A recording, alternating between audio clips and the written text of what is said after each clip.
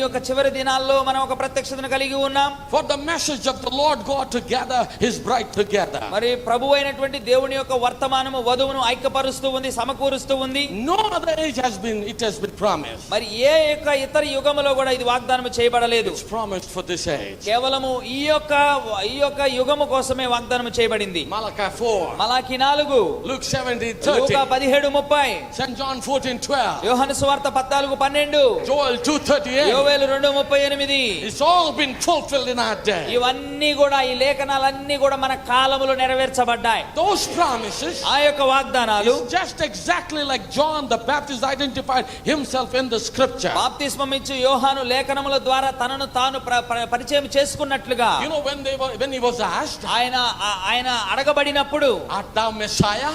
నువ్వు మెస్సయ్యవా అని అడిగినప్పుడు, No, I am the voice that is crying in the wilderness. నేను అరణ్యములో ఒక